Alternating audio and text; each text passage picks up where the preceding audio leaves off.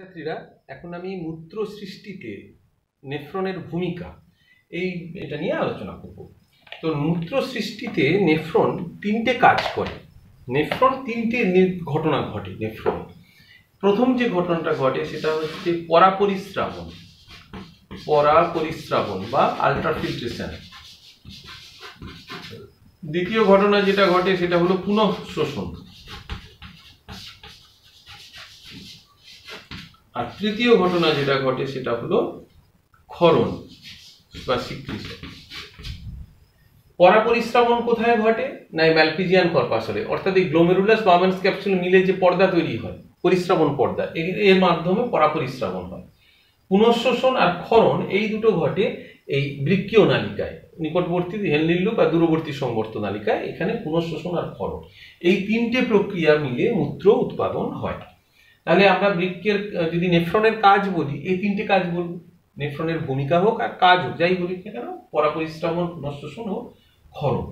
তো প্রথমে পরাপরিস্রাবণ, আল্ট্রাফিল্ট্রেশন কি আগে বলেছি। এই যে এটা অন্তর্বাহী ধমনী আর এটা বহির্বাহী ধমনী। অন্তর্বাহী ধমনীর ব্যাস বড়, বহির্বাহী ধমনীর ব্যাস ছোট।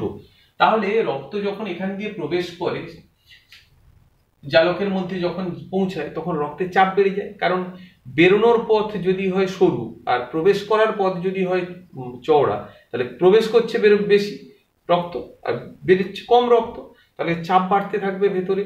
এই চাপের ফলে এই যে পরিস্রাবণ পর্দা যেটা রয়েছে, সেই পরিস্রাবণ পর্দার মধ্যে দিয়ে রক্তের বড় বড় অণুগুলো বাদে বাকি সব ছাঁকা হয়ে চলে আসে বার্মেন্স ক্যাপসুলের গহ্বরের মধ্যে।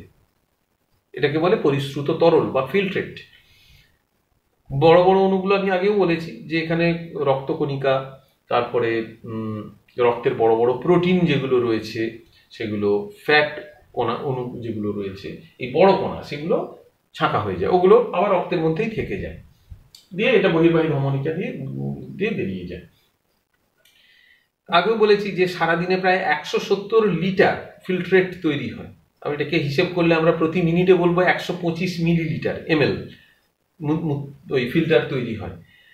কিন্তু এত তো মূত্র তৈরি হবে না। যদি সারাদিনে 170 লিটার ওই ফিল্ট্রেট তৈরি হতো, তাহলে তো মূত্র তৈরি হতো 170 লিটার সারাদিনে, বুঝতেই পারছো? মানে কিন্তু তা হয় না। আমাদের মূত্র হয় কত? 1.5 থেকে 2 লিটার। তার মানে 168 বা 168.5 লিটার পরিশ্রুত তরল পুনরায় রক্তে আবার ফিরে চলে আসে। তো বা এটা আমরা যদি মিনিটে বলি, মিনিটে 125 মিলিলিটার ফিল্টার হয় আর রক্তে পুনরায় ফিরে আসে 124 ml, মানে 1 ml মূত্র মিনিটে তৈরি হচ্ছে। এবার নিকটবর্তী সংবর্ত নালিকা, হেনলির লুপ, দূরবর্তী সংবর্ত নালিকায় পুনঃশোষণ ও ক্ষরণ হয়। তাহলে পরাপরিস্রাবণের ব্যাপারটা বললাম। পুনঃশোষণ হচ্ছে যে দরকারি জিনিসগুলোকে পুনরায় ফিরিয়ে নেয়। আমি আগের পর্বে এটা আলোচনা করেছি যে নিকটবর্তী সংবর্ত নালিকায় কি কি জিনিস পুনরায় শোষিত হয়, হেনলির লুপে কি কি শোষিত হয়, দূরবর্তী সংবর্ত নালিকায় কি কি শোষিত হয়, সেগুলো বলেছি। সামগ্রিকভাবে যদি আমরা বলি যে বিভিন্ন আয়ন, যেমন sodium ion, potassium ion, chloride ion, phosphate ion, calcium ion, magnesium ion, এইসব আয়নগুলো পুনরায় শোষিত হয়। গ্লুকোজ পুনরায় শোষিত হয়, অ্যামাইনো অ্যাসিড পুনরায় শোষিত হয়, তারপরে ভিটামিন পুনরায় শোষিত হয়।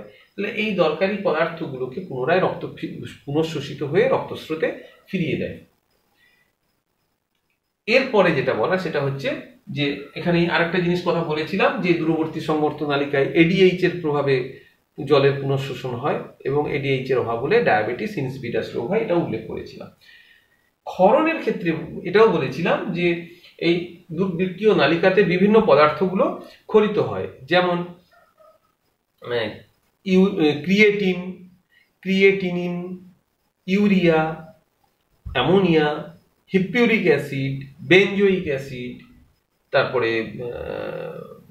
পটাশিয়াম আয়ন, হাইড্রোজেন আয়ন, এগুলো বাইকার্বনেট আয়ন, এগুলো সবই ক্ষরিত হয়।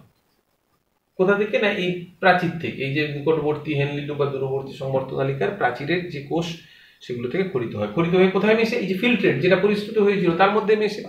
সেগুলো মিশে অবশেষে সব পদার্থ চলে আসে সংগ্রাহী নালিকা, এবং তাকেই আমরা বলি মূত্র। সংগ্রাহী নালিকা থেকে যায় বেলিনিন নালী, বেলিনিন নালী থেকে ওই কি বলে বৃক্কীয় প্যাপিলার মধ্যে দিয়ে চলে যায় মাইনর ক্যালিক্স, থেকে মেজর ক্যালিক্স হয়ে পেলভিস হয়ে গোবিনী হয়ে মূত্রাশয়ে গিয়ে জমা হয়। তাহলে এইভাবে গ্লোমেরুলাসে বা ম্যালপিজিয়ান কর্পাসলের মধ্যে পরিস্রাবণ, পরাপরিস্রাবণ ঘটে এবং তারপর বৃক্কীয় নালিকাতে পুনঃশোষণ ও ক্ষরণের মধ্যে দিয়ে মূত্র উৎপাদন হয়। আশা করি তোমরা বুঝতে পারলে। আমি প্রশ্ন কয়েকটা বলছি, তোমরা এখানে এগুলো লিখবে। নেফ্রনের চিহ্নিত চিত্র আঁকো, ভালো করে ছবি প্র্যাকটিস করবে। 2 নম্বর, ম্যালপিজিয়ান কর্পাসল কি কি অংশ নিয়ে গঠিত এবং এর কাজ কি? 3 নম্বর, নিকটবর্তী সংবর্ত নালিকা, দূরবর্তী সংবর্ত নালিকা ও হেনলির লুপের কাজ কি? 4 নম্বর, মূত্র সৃষ্টিতে এডিএইচ কি ভূমিকা পালন করে? 5 নম্বর, ডায়াবেটিস ইনসিপিডাস রোগের কারণ কি? 6 নম্বর, মূত্র সৃষ্টির পর্যায়গুলি কি কি? আর 7 নম্বর, বৃক্কীয় নালিকায় কি কি পদার্থ ক্ষরিত হয়? এই প্রশ্নগুলো উত্তর তোমরা লিখে ফেলবে।